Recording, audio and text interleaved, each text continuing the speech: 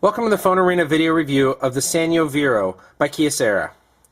The Vero is a basic flip phone with little amenities. It is a no-frills phone made for those who just want a phone. On the back we do find a 1.3 megapixel camera, and it is also web-enabled, though at 2G speeds it's not extremely fast.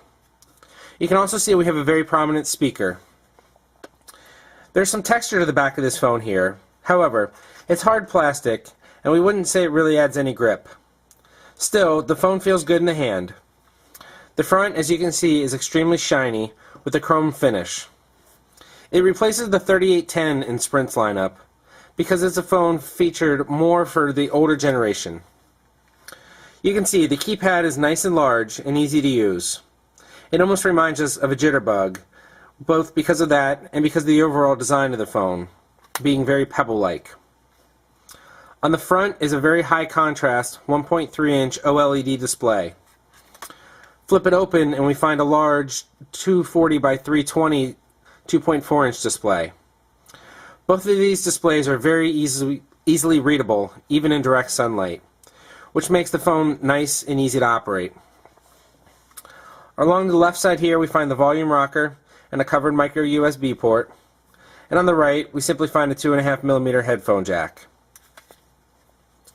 As we said, the buttons are nice and large. They offer very nice feedback, and they're clicky. As we saw with the Sanyo Innuendo, there's no longer a click when you open and close the phone, which is something that we like. It does shut nicely, and opens very nicely as well. The phone feels very solidly built, and does its purpose as a phone. The menu system is extremely straightforward. It's the typical 12-item menu we see from Sprint phones these days. It is not GPS enabled, although it does have Sprint Family Locator support because it can triangulate from cell towers. As you can see, we have it set to the very large font here. This again makes it easier for those with vision problems to see the device.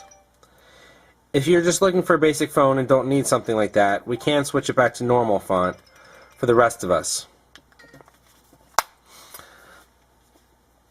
As a basic phone, we'd expect it to perform extremely well as a phone, and that it did.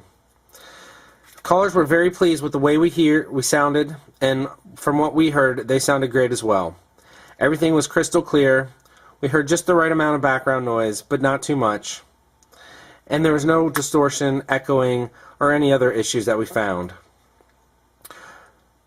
In this world of smartphones, sometimes there's a need for just a basic phone. At $10, the Sanyo Vero definitely fills that void, and fills it well.